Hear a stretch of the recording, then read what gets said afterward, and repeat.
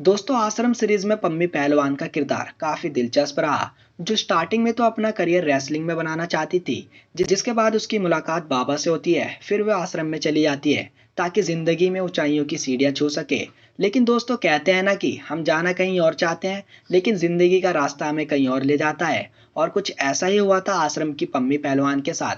जी हाँ दोस्तों, ये रेसलिंग की दुनिया में आगे बढ़ना चाहती थी, लेकिन काशीपुर वाले बाबा उनके साथ कुछ और ही करना चाहते थे। आप जानते ही हैं कि उन्होंने क्या-क्या किया है पम्मी पहलवान के साथ।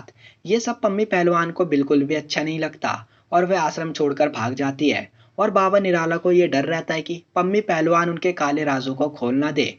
और इसी वजह से बाबा निराला ने अपने लोगों को पम्मी पहलवान के पीछे लगा दिया।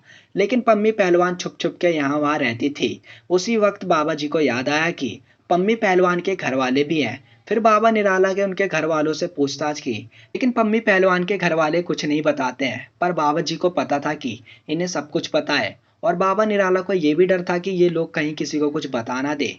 इसलिए बाबा निराला ने पम्मी पहलवान के घर वालों को मार दिया।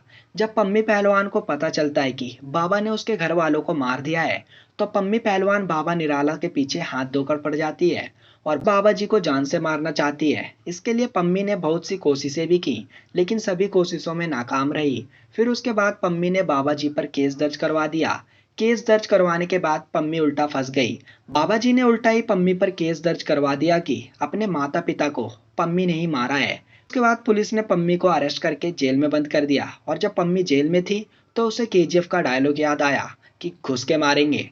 जब पम्मी को जेल से रिहा किया गया, तो वह सीधा आश्रम चली गई। फिर बाबा ने उसे पकड़ लिया कि ये कुछ कर ना दे, लेकिन पम्मी सीधा चुपचाप आश्रम में चली गई और बाबा जी को कॉर्पोरेट करती रही। और उसके बाद वह आश्रम में किसी से शादी कर लेती है, फिर वहीं रहती है। इसके अलावा हमें एक सीन और दिखाया गया है, जिसमें भोपा स्वामी पम्मी पहलवान के साथ जबरदस्ती करता हुआ दिखाई दे रहा है। इन चीजों के बावजूद हमें ये भी देखने को मिला है कि किस तरीके से पम्मी बाबा जी का शिकार करती है। यानी कि आप समझ ही गए होंगे कि पम्मी वापस आश्रम में क्यों गई थी। पम्मी आश्रम में इसलिए गई थी क्योंकि वह बाबा जी को मारना चाहती थी और अपना बदला लेना चाहती थी।